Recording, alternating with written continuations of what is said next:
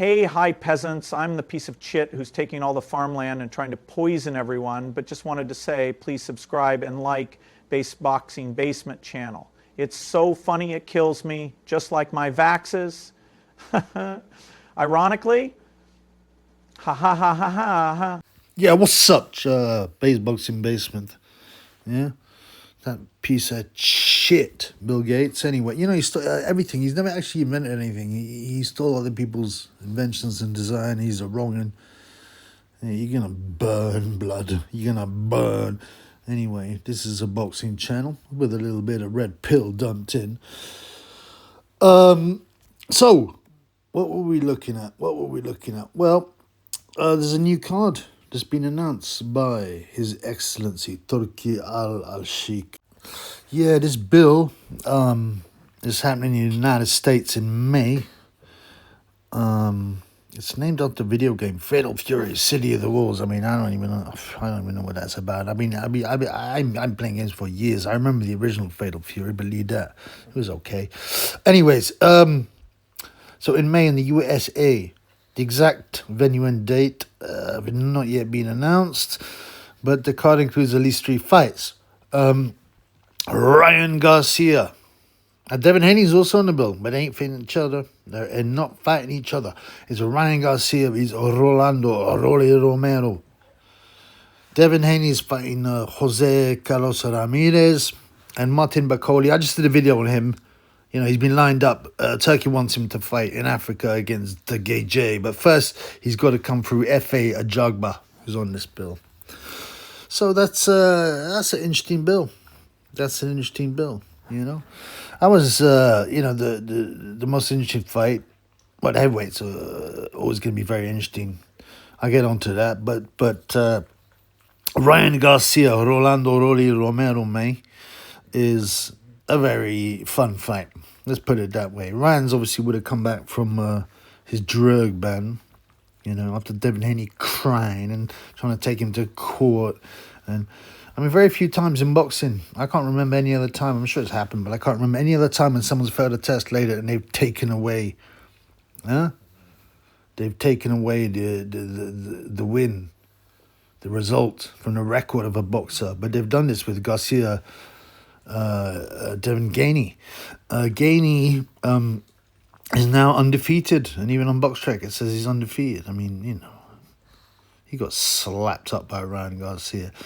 And, you know, previously I was never like that keen on Ryan because I just thought, oh, he's just like a sort of slightly imbecilic, cretinous young kid.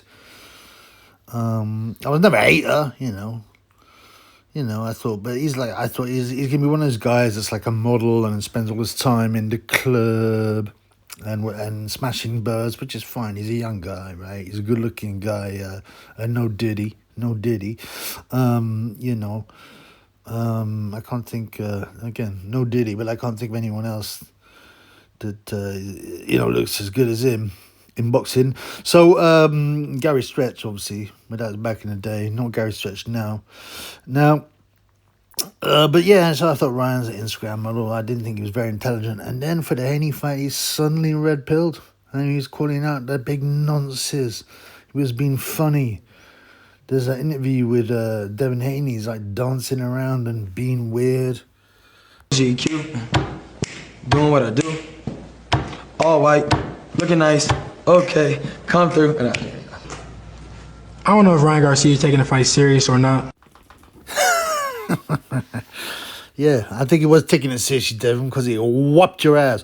But yeah, I mean, I don't think people going, oh, he played such a good game, Ryan. You know, getting in his head. I honestly don't think it was that. I honestly think Ryan was just like, a bit nuts. You know, he was getting his drink on in the club before the fight. Anyway, Rolando, Romero, yeah, Rolly Romero.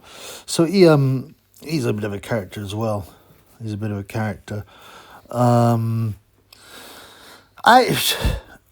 can punch. 16 wins, 13 KOs. He lost twice, both by way of knockout, by stoppage.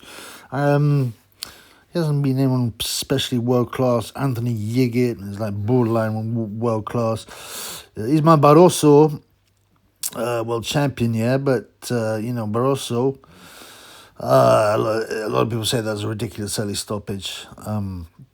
Barroso come back, I think he whacked out O'Hara Davis. He's, he's old. He's in his 40s, but he looks like he's in his 60s. The main loss, obviously the most well-known one, is to Javante Davis. He got done in 6 rounds. I had given, I don't know, man, I might have been taken in by a bit of hype, on the Mongolian basket weaving forum. People were big in Romero, saying he's got a chance. So maybe I got pulled in a bit because he was like a 6-1 underdog. So I knew he was an underdog. But, he's got some power. I thought he'd have a chance, but he got ironed out by Davis. There's no real shame in that. Davis ironed out Ryan Garcia too. So, as they say, I don't like this expression. I think it's a bit lame, but it's one of those expressions people have started using. Ha ha ha. Ryan Garcia and Rolly Romero are both Javante Davis's sons. Ha ha. It's a bit of a lame expression. What it means is that he owns them. You get him a whopping like the Suns. But you know what? Roddy's got a puncher's chance. He's got a puncher's chance. I quite like his character. I think he's an autist. When he wears, I quite like the way he dresses and that. He can look a bit fruity, to be honest with you, but I think he's just pimping it out. You know what I mean? So. Roddy vs Ryan Garcia. That's a good. It's still an entertaining, fun fight. It's not for a world title or nothing, but it's a fight I would certainly watch. It'll be entertaining. 2 punchers with charisma, with charisma and character. I expect Ryan to left hook Roddy into another stoppage loss. I don't know, probably in the. Isaac Cruz, Pitbull Cruz stopped Roddy in the 8th, something like that. But the one thing you saw about Ryan Garcia in the Davis fight, the Haney fight, it was that his work rate was not that high. It was annoying. He let some rounds slip away, and also he didn't finish Haney, which would have just been the icing on the cake. But that was a great night's boxing. Watched it live. I got up at 10 a.m. even though I hardly slept and had to do a live myself because I was laughing so much. But like I said, it's been scrubbed. So Devin Haney is allegedly unbeaten. It's nonsense.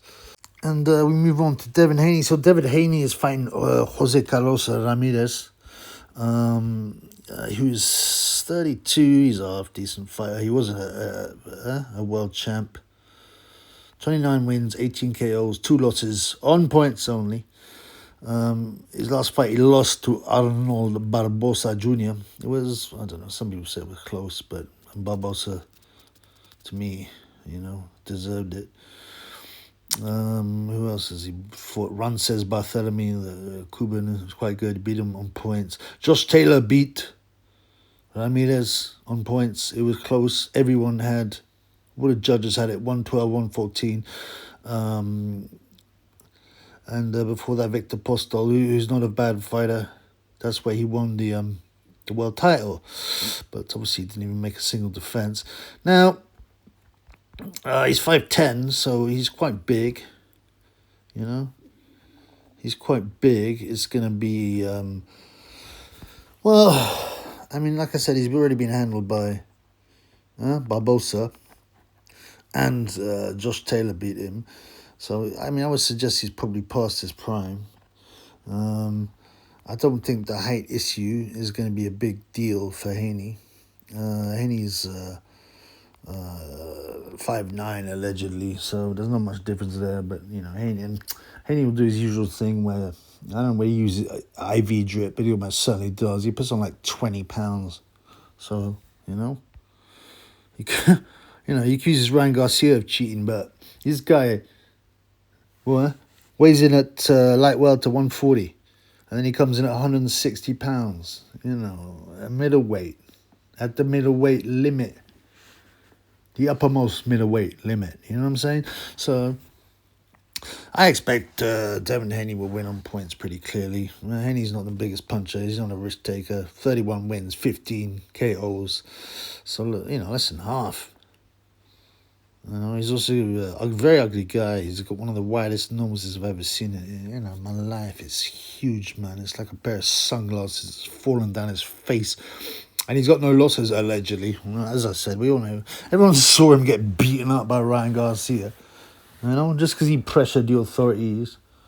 Like a crybaby.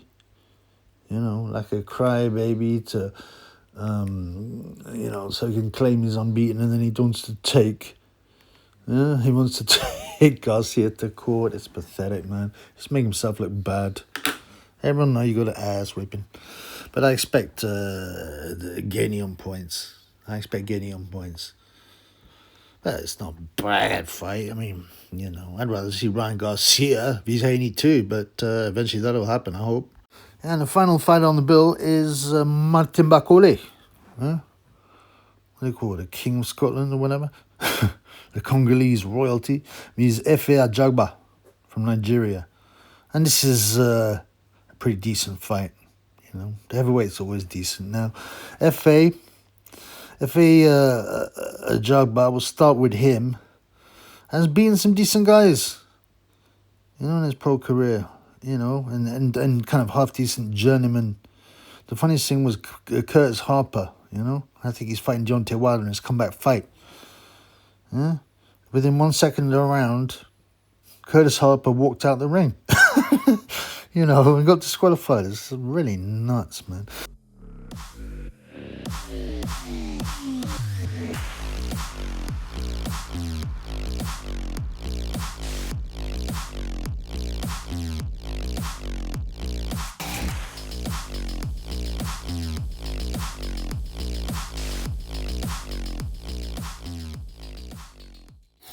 I don't think it was cowardice, Harper. He fights tough guys, including he's fighting Wilder. But apparently, I don't know, it was something about like he got the feeling he wasn't being paid. He wanted his money before the fight. They wouldn't give it him, something like that. So Ajagba beat Amir Mansour. He's not great, but he was a touted prospect. Michael Walish, who was 19-1 at the time. Ali Erin Demi Rezin, who did well in the World Boxing Series. He was unbeaten. So he's been some decent guys. Yeah, some decent guys. Jonathan Rice, reasonable journeyman. Stefan Shaw unbeaten. Zan Kotsabutsky unbeaten. Joseph Goodall, who actually beat him in amateurs, I think. Guido Vianello, he won. Split decision. I mean, I thought Guido won that fight. And, you know, but it was close. So who knows? The only loss has been to Frank Sanchez, who again is unbeaten. So they've kind of matched Ajagba quite hard. He's 30 now though, so he's in the prime of his life. Total record of 20 wins, 14 KOs, 1 loss, some points. So this is a tough fight for Martin Bakole. I just did another video and I was saying like you have to. Turkey is trying to make a Gege, Martin Bakole, in Africa. But firstly, Bakole's got to get through FA Ajagba, and it's no given. Because, the one thing about Bakole is you can gas a bit. He can be slightly lazy, like Tony Yoka, for instance. And when he got stopped by Michael Hunter, he can really bang. You know what I'm saying? And when he wants to, he can unleash the combinations. But this is most definitely a dangerous fight.